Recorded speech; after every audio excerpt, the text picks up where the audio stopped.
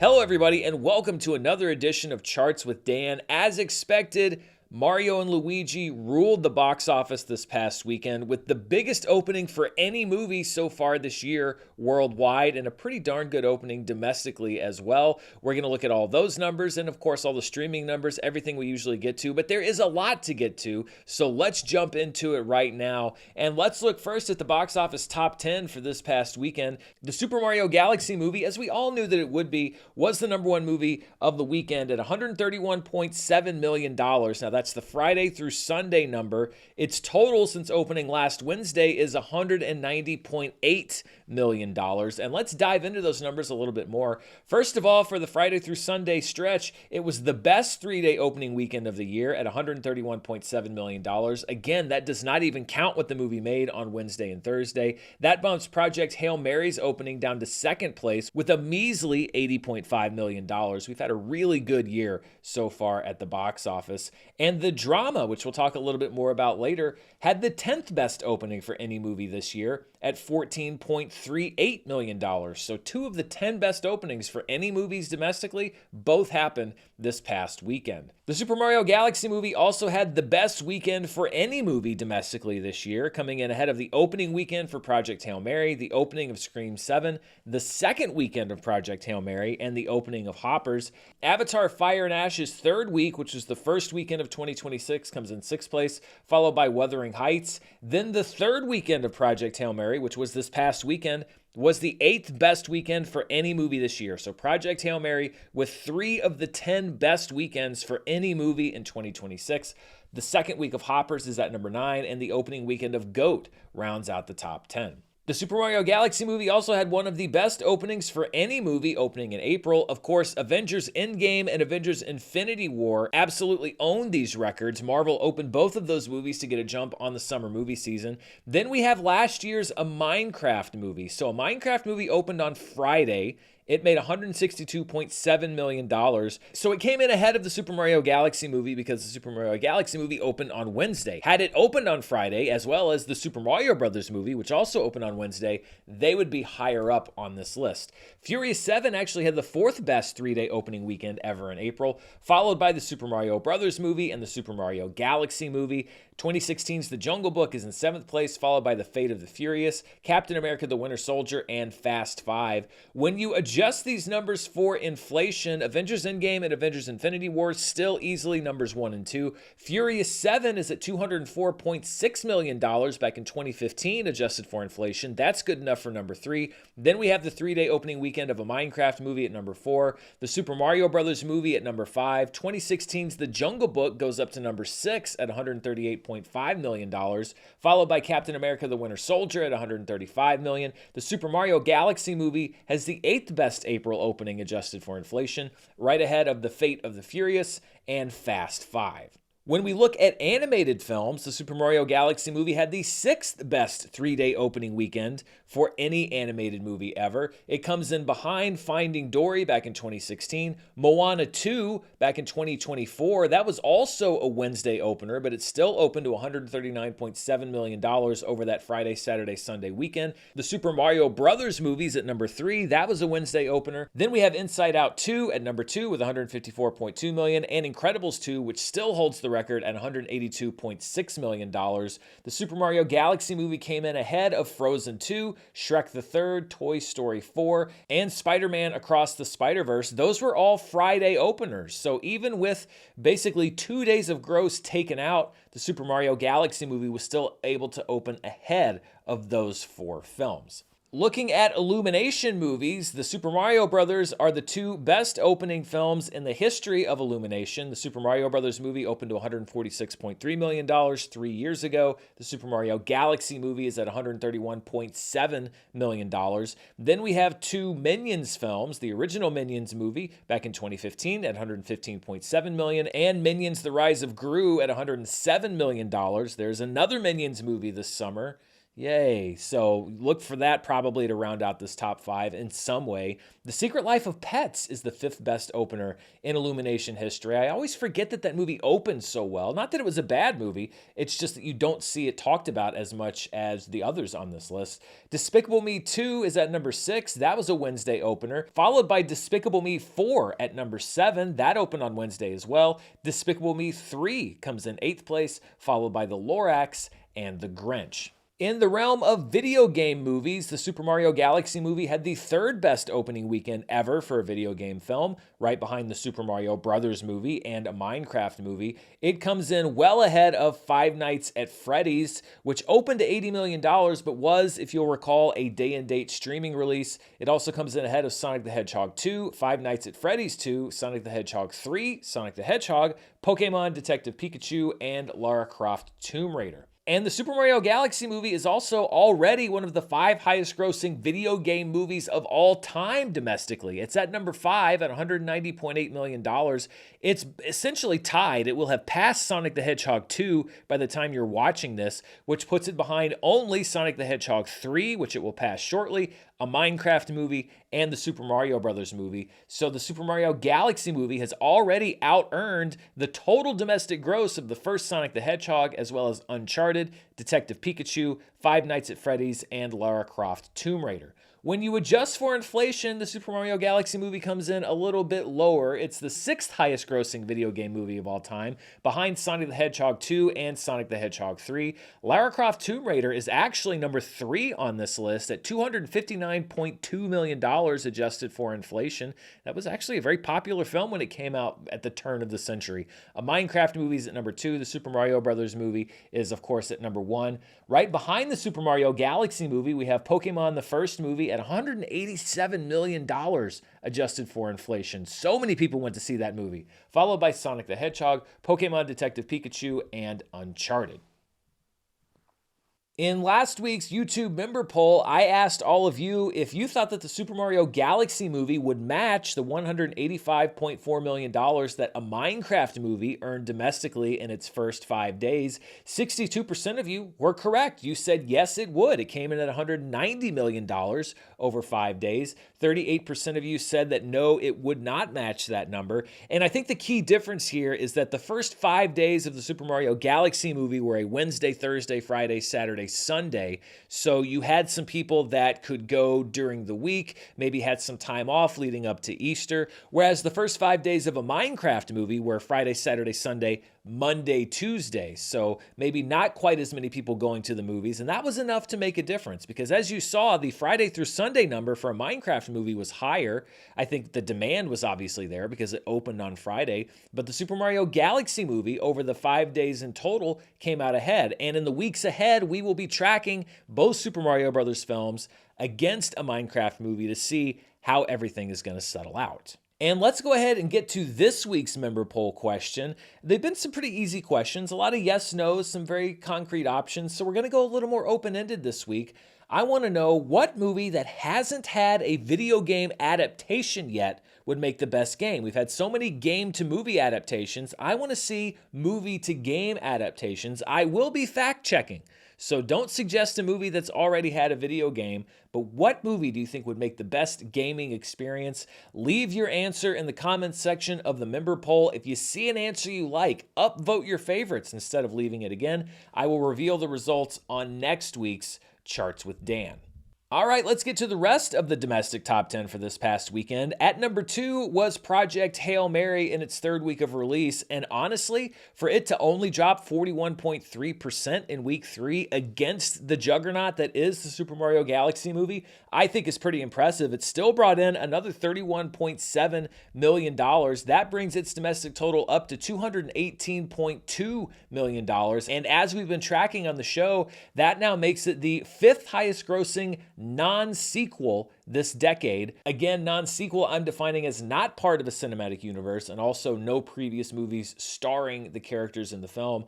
Right now, Project Hail Mary there at number 5. It's past Sound of Freedom. It's past F1 and Taylor Swift. It's about $60 million behind Sinners, which I think it should be able to catch. And then we're looking at Oppenheimer at $330 million, Minecraft movie at $424 million, and then Barbie up there at $636.2 million. It's not going to get up that high, but still, the 5th highest grossing non-sequel of the decade, and Ryan Gosling right now holding down the number 1 and the number 5 spot, co-starring or supporting in Barbie and starring, pretty much the only person on screen for most of Project Hail Mary.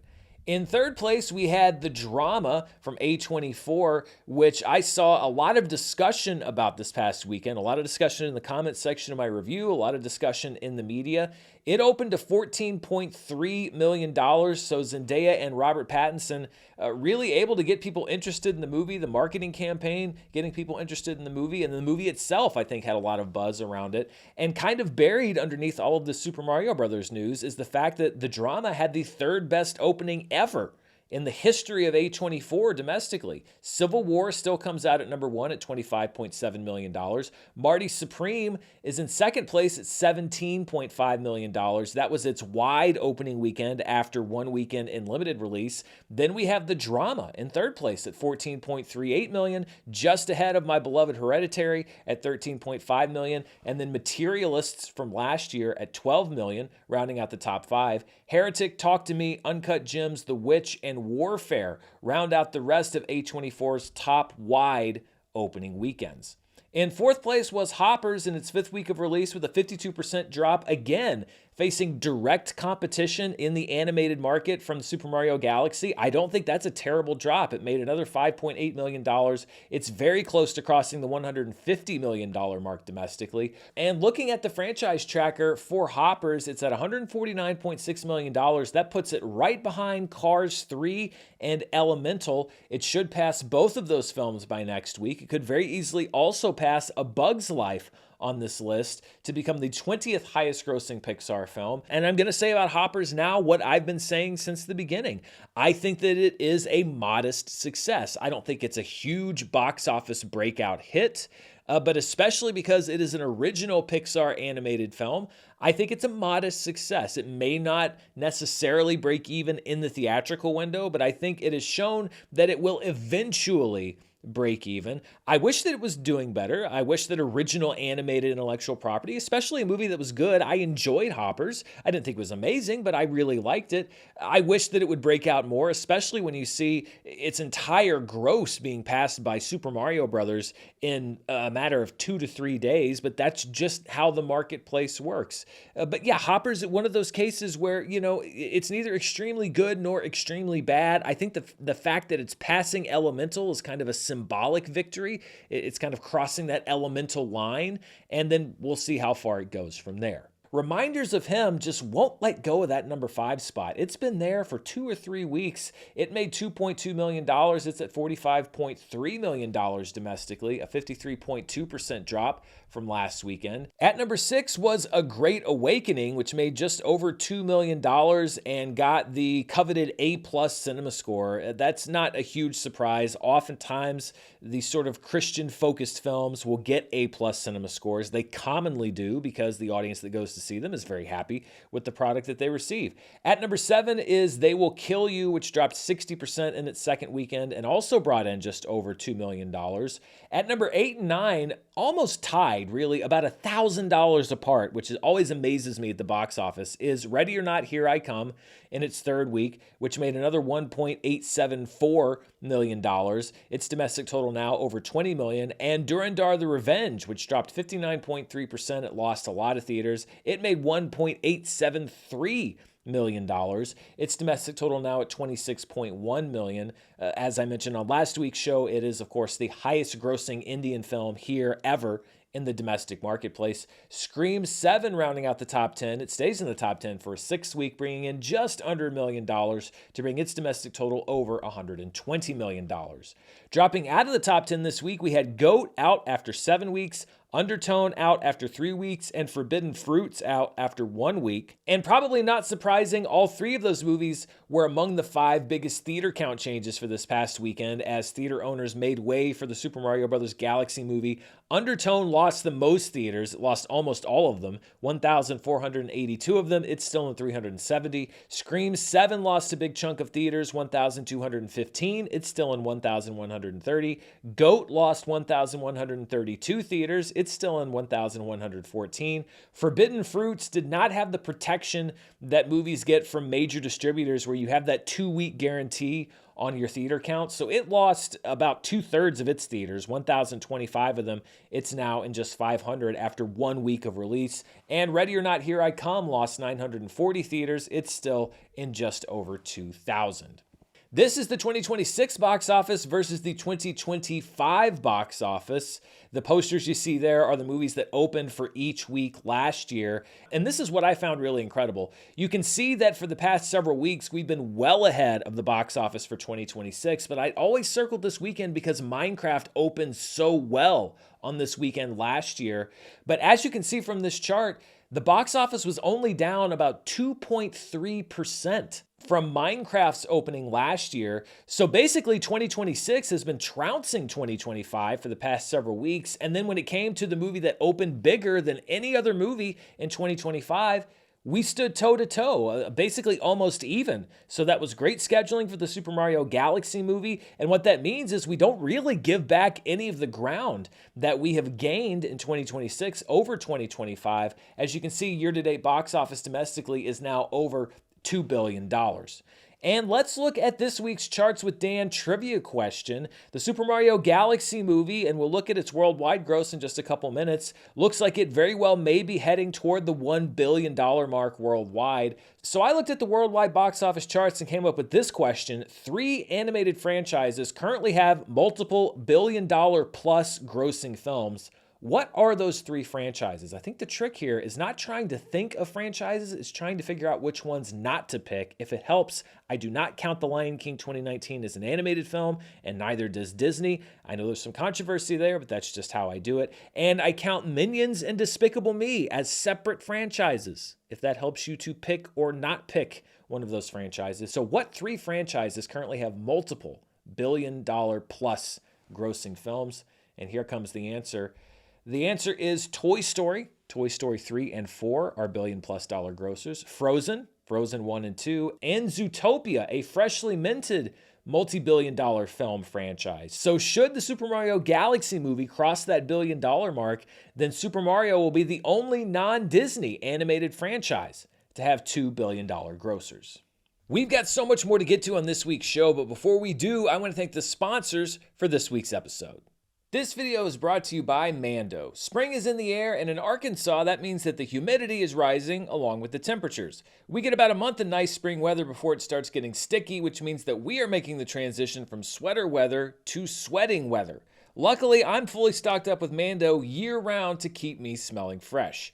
Mando is a whole-body deodorant that's proven to block odor all day and control odor for up to 72 hours. I'm an everyday user of the whole suite of Mando products: body wash, spray deodorant, stick deodorant, wipes. You've been hearing me talk about it on the channel for so long because it works. We had a kids versus coaches soccer game the other night, and I'm not going to lie to you, I was drenched in sweat by the end of it. The only problem was I also had a movie to go to right after it. But with Mando, I didn't worry about it. I didn't worry about stinking up the theater, and that's because I trust Mando to do its job. All Mando products are baking soda free and paraben free, and it's clinically proven to control odor better than Old Spice. So what are you waiting for? Some men mask their BO with sense. Mando men get the job done right. Don't mask it, Mando it. Available in retailers near you, or head to shopmando.com, because for a limited time, new customers get 20% off site-wide with my exclusive code. Use code DAN at shopmando.com for 20% off site-wide. That's shopmando.com. Please support the show and tell them that I sent you. Mando's got you covered with deodorant plus sweat control. Say goodbye to sweat stains and hello to long-lasting freshness. This video is brought to you by Factor. Picture this. It's been a long day, you're tired, you want to eat something healthy, but wouldn't it be so much easier to eat something fast and not healthy? Well, now you don't have to choose because Factor provides delicious meals that are quick and easy to prepare and that are also healthy. My schedule is pretty insane for most of the year. Days on the road, late night driving, all night edits. And it's great to know that I always have a healthy, quick, delicious option right there in my fridge whenever I am able to eat. Factor has meals that are built around whatever your goals are, whether that's eating lean, eating more veggies, or upping your protein. They even have a Muscle Pro collection for strength and workout recovery. One of my favorite options is on the menu for next week, the green chili queso burger. I'm a big fan of peppers with just about any meal, and that really hits the spot. Factor meals are fresh, never frozen, with over 100 meals rotating weekly, and they're delivered right to your door and ready to eat in 2 minutes. I love being able to eat no matter what time of day it is or what my schedule's like, knowing that I'm still able to hit my own personal goals when it comes to diet and nutrition. Head to factormeals.com/Murrell50off and use code Murrell50off to get 50% off and free daily greens per box with a new subscription only while supplies last until 9/27/2026. See the website for more details. Once again, that's factormeals.com/Murrell50off and the code Murrell50off. Let's turn now from the domestic box office to the international box office. That's all markets outside of the US and Canada. And of course, the Super Mario Galaxy movie was the #1 movie internationally as well, with a reported $182.4 million. Again, that's the Friday through Sunday window. Project Hail Mary held up well internationally as well. It dropped 22.2%, but brought in another $42.1 million. The drama also exported pretty well, with $13.6 million internationally. Hoppers dropped 50% and still brought in $12.4 million. And Durandar the Revenge dropped 63.2% to bring in another $10 million. When you take those international numbers, you combine them with our domestic numbers, we get the top 5 films worldwide, and they're the same 5 movies in the exact same order. The Super Mario Galaxy movie opened to $314.1 million over the Friday through Sunday window, $372.6 million over the entire 5-day window. So pretty good. Already almost 40% of the way to $1 billion. Project Hail Mary dropped 32% overall worldwide to bring in another $73.8 million. Its worldwide total is now at $421.6 million. The drama brought in $28 million around the world. Pretty good for its budget point. Hoppers dropped 50.7% to bring in another $18.2 million worldwide. It's now at $332.2 million. And Durandar the Revenge brought in $11.8 million to bring its worldwide total close to $175 million. And as you might expect, the Super Mario Galaxy movie had by far the best worldwide opening weekend for any film so far in 2026. It more than doubled what Pegasus 3 opened to earlier this year. But look at all these asterisks. There's asterisks all over the place. So the Super Mario Galaxy movie is #1, even though it opened on a Wednesday. Pegasus 3 is in second place at $152.1 million, although that movie opened on a Tuesday, so even more time elapsed before we got to that Friday through Sunday gross. Then we have Project Hail Mary, which opened the regular old-fashioned way at $140.9 million, followed by Scream 7 and Hoppers. Wuthering Heights put up the 6th best opening of 2026 at $74.8 million. Then we have Durandar the Revenge at $56.6 million, although it's got a triple asterisk because it opened on a Thursday. So there was a whole day of grosses that doesn't count towards the opening weekend. Blades of the Guardians comes in 8th, followed by Goat and Scare Out from China.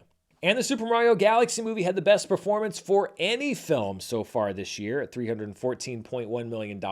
It did better than Avatar Fire and Ash, which is now in second place with its $171 million worldwide take on the first weekend of the year, January 2nd through the 4th. Pegasus 3's opening is now at #3, followed by the opening of Project Hail Mary and the second weekend of Project Hail Mary. The opening of Scream 7 comes in 7th place, followed by the opening weekend of Hoppers. Then we have Avatar Fire and Ash again, which brought in $87.1 million on the weekend of January 9th. Zootopia 2's in 9th place with its $82 million gross on the first weekend of the year. And then we have the opening of Wuthering Heights at $74.8 million back on the weekend of February 13th. I also wanted to give you an update on Durandar the Revenge and its climb up the all-time box office charts in India for the highest worldwide gross. It's now the fourth highest grossing Indian film of all time, bringing in 1,623 crore globally. That puts it ahead of the first Dhurandhar film and behind Pushpa, The Rule Part 2. Now, I briefly mentioned crore last week, but didn't really get into it, and I saw that there were some people that had some questions about it. So to go into it just a little bit more, crore is a way of expressing an amount of money made. So when a movie makes 1 crore in Indian currency, that equals 10 million rupees. Generally, at the Indian box office, if you get over 1,000 crore, which those 10 movies I think might be the only 10 to have done it, that equals 10 billion rupees. And that basically means you are one of the biggest hits of all time worldwide. So when we look at this chart again, Dhurandhar the Revenge, way over that 1,000 crore barrier. We will see how it does in the weeks to come. It is fading a little bit, but it doesn't really have that much room to close if it wants to get up to that number 3 to that number 2 spot. It could well be the second highest grossing film worldwide in Indian currency ever. All right, let's return now to the domestic box office charts, and we will look at some of our specialty charts. Let's start with the top per theater averages for this past weekend. The Super Mario Galaxy movie was number 1, bringing in an average of $30,974 per theater in each of its 4,252 theaters. So some very crowded theaters this past weekend, some very happy theater managers. Rob Radio 3 comes in second place with $14,000 per theater in 50 theaters. This is a Punjabi language sequel to the 2017 original, so another film from India here on the top per theater average. In third place, we have The Stranger, which played in just 2 theaters and brought in $10,516 per theater. This is the latest film from French director François Ozon. It's an adaptation of the famous work by Albert Camus, and it won the César, which is the equivalent of the French Oscar for Best Supporting Actor. Project Hail Mary comes in fourth place, still bringing in over $8,000 per theater in each of its 3,907 theaters. And in fifth place, playing in just 1 theater, was a 1989 film called Reunion, which brought in $5,750 in that 1 theater. It kind of came and went. It wasn't a huge hit when it eventually came out here in North America. It's a film starring Jason Robards, and it's about an older man who revisits his past in Germany as a Jewish teen in the wake of Hitler's rise to power. These were the top films in limited release this past weekend. Dhurandhar the Revenge still dominating this chart in 464 theaters with $1.87 million. Rob Radio 3 brought in $704,000 in 50 theaters. Then we have Fantasy Life, which was the biggest per theater earner last weekend. It expanded to 215 theaters and brought in just over $300,000 total. The AI doc, or How I Became an Apocalyptimist, is in 786 theaters and brought in $254,000. And in fifth place, playing in 48 theaters, we have Bonaloda Express, bringing in $154,000. This is a film from Bangladesh about strangers who all meet on a train and the drama that follows. This is what the 2026 domestic box office chart looks like, so movies released in 2026. For right now, Project Hail Mary is number 1, but that is going to change this week. The Super Mario Galaxy movie debuted in second place at $190.8 million.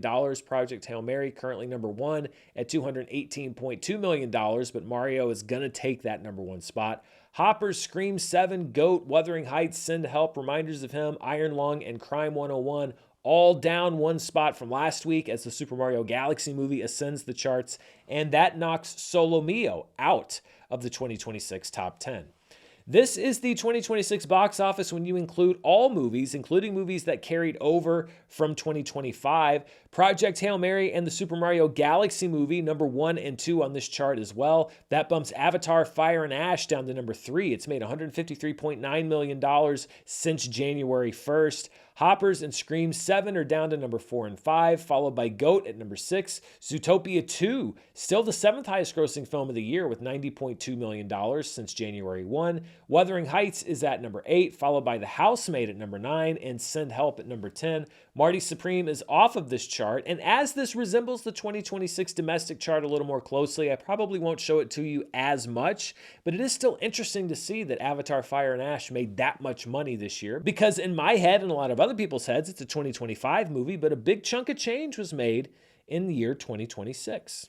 And this is the 2026 worldwide box office. Pegasus 3 still number one for now, but that lead is not insurmountable at $632 million. The Super Mario Galaxy movie is already over halfway there, or about halfway there, so it could very easily make its way to number one. Project Hail Mary is currently the second highest grossing film of the year at $421.6 million globally. Then we have the Super Mario Galaxy movie debuting at number 3. Hoppers is down one spot to number 4, followed by Wuthering Heights at number 5. Scream 7 sticks at number 6. That's because it made enough over the past week to pass Blades of the Guardians, which drops 2 spots to number 7. Scare Out is down 1 spot to number 8. Goat is down 1 spot to number 9. Durandar the Revenge stays on the list at number 10. That's because it jumped over Boonie Bears, The Hidden Protector, which is one of the films that came out in China over the Chinese New Year. So those are all the box office numbers I have for you this week. Let's take a look now at the latest in the world of streaming. And let's start with the latest from Netflix. New numbers will come out later today. This covers the week of March 23rd through the 29th. And for a second week, Peaky Blinders, The Immortal Man remained the number one most watched program on Netflix at 19.42 million views, and by a pretty healthy margin. War Machine remained the second most watched program on Netflix at 10.3 million views. At number 3 was Anaconda. This is the version that was released back at Christmas time with Paul Rudd and Jack Black. If you recall, Sony has a first-run deal, a pay-one deal with Netflix, which means that their movies premiere on Netflix as soon as they're out of theaters. It brought in 7.88 million views. In fourth place is Radioactive Emergency Season 1 with 6.99 million views. This is a series from Brazil about a real 1987 tragedy involving the unwitting discovery of radioactive material in an old hospital. One Piece Season 2 remains in the top 5 with 5.86 million views. At number 6 is Detective Hole Season 1 with 4.93 million views. And I'm going to try to be mature about this. Detective Hole is a Norwegian series adapted from Joe Nesbo's novels about a detective, and his name, I'm not making this up, is Harry Hole. Detective Harry Hole. So this series, Detective Hole Season 1, at number 6 on the charts, is about Detective Harry Hole. At number 7 is K-pop Demon Hunters, still in the top 10. It only dropped out for 1 week, and then it's been back in the top 10 for the last month or so. I think even longer than that. 4.92 million views. Something Very Bad is going to happen. That's not just me talking about the world. This is actually a show called Something Very Bad is Going to Happen, is at number 8. It's a series about a sense of impending doom leading up to a wedding. 4.46 million views there. Mardani 3 is at number 9. It's a Hindi language crime film that was released earlier this year, making its debut on Netflix. But Mardani 3 also sounds like a planet in Star Wars. I don't know. I read that and I'm like, Mardani 3 sounds like where Cassian Andor would go to hang out. And at number 10 is The Bad Guys 2 with 4.27 million views. And looking at the most watched programs on Netflix in 2026, The Rip is number 1 for now, but War Machine is closing that gap, 112 million views to 114.7 million views. Bridgerton Season 4 moves up to become the third most watched program this year at 90.9 million views. That bumps His and Hers down to number 4. K-pop Demon Hunters, the 5th most watched program on Netflix since January 5th, 2026, which is when these numbers start. That movie came out last summer, and it's still drawing this kind of viewership. An absolute phenomenon. We could watch 10 years of Netflix stuff and probably never see anything like K-pop Demon Hunters again. People We Meet on Vacation stays at number 6. Peaky Blinders, The Immortal Man, now the 7th most watched program on Netflix this year at 44.74 million views. One Piece Season 2 down to number 8 with 33.8 million total views. Durandar actually back in the top 10. It was in the top 10, dropped out. Now it's back. Probably people watching the first one because the second one came out. 29.25 million views, the only non-Netflix original on this list. And Firebreak, the Netflix original movie, down 1 spot to number 10 at 26.75 million views. The Night Agent Season 3 and The Lincoln Lawyer Season 4 out of the top 10. Let's look now at the latest numbers from Nielsen. Now, unlike the Netflix numbers, these are domestic numbers only, not global numbers, and they're delayed by about a month because That's how Nielsen runs their ship. So this covers the week of March 2nd through the 8th. And let's look first of all at the most watched streaming movies. And this was a big Jurassic World week because they made their debut on Netflix at the beginning of March. But the number one movie was War Machine, which debuted with 18.33 million hours watched. Remember, we're delayed a bit on these Nielsen numbers. However, the global numbers, when they came in from Netflix, showed an uptick in viewership from week number 1 to week number 2. So I would anticipate the same thing domestically next week. Then we have a big old run of Jurassic World movies, starting with Jurassic World Rebirth at 12.35 million hours watched. Then we have Jurassic World Dominion and the first Jurassic World at number 3 and 4. K-Pop Demon Hunters breaks up the dinosaur party. And then at number 6, we have Jurassic World Fallen Kingdom. And this is just so crazy to me because, I remember when everybody launched their own streaming service. And when Peacock launched, it was the same thing with everybody. It was like, this is the only place you can see all of these amazing things. And one of them was Jurassic World. HBO Max did it with Harry Potter. And yet over the years, and as the streaming landscape has changed, you now see all of these exclusive properties getting leased back out to Netflix or licensed out to other streaming services because the exclusivity thing didn't exactly work for everybody. I mean, we got James Bond movies on Netflix. We got Jurassic World movies on Netflix. It's kind of like how it used to be. At number 7 is the original movie The Bluff on Amazon Prime Video at 3.3 million hours watched. Then Zootopia on Disney Plus, the first movie jumping back on the chart. We're going to see Zootopia 2 on this chart very soon. Trolls returning to the chart at number 9, and Mission Impossible Dead Reckoning rounding out the top 10. These are the top streaming debuts for new films here in the US this year. So not movies that were pre-existing and went to streaming, but new movies that premiered on streaming. And War Machine with the third best premiere number for a new movie on streaming here in the US, behind The Rip at 23.2 million hours watched and The Wrecking Crew on Amazon at 21 million hours watched. War Machine comes in ahead of Joe's College Road Trip and People We Meet on Vacation at 9.15 million hours watched back on the first week of the year, January 5th. War Machine had the fourth best performance for any movie this year on Netflix at 18.3 million hours watched. That's behind the first week of The Wrecking Crew and the first 2 weeks of The Rip. But as I said, I'm expecting a bigger number for War Machine next week. So let's see where it ranks on this chart. Joe's College Road Trip rounding out the top 5.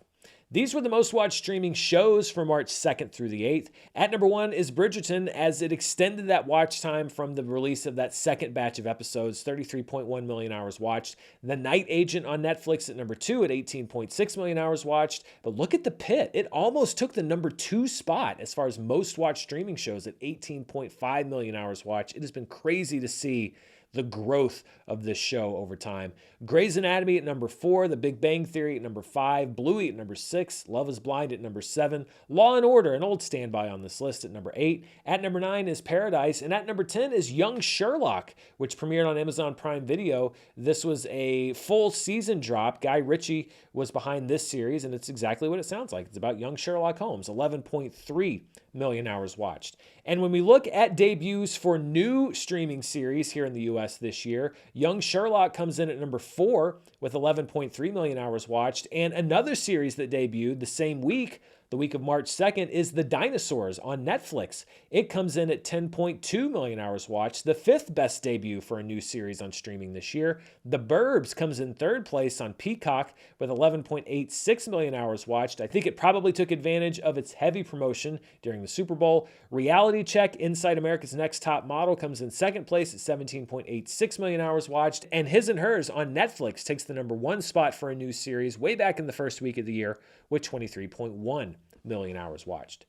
These are the top Nielsen shows as far as watch time per available episode. So take all the hours streamed, divide that by the number of episodes you can stream. That's how you get this number. And The Dinosaurs actually comes out on top with 2.55 million hours of watch time for each of its 4 episodes. Young Sherlock comes in 2nd place with 1.41 million hours watched per episode. Then we have Bridgerton coming in 3rd place with 1 million hours per episode. Again, this is for all 32 episodes of the entire show because Nielsen does not delineate between seasons. The watch time is for all episodes of all seasons of the show.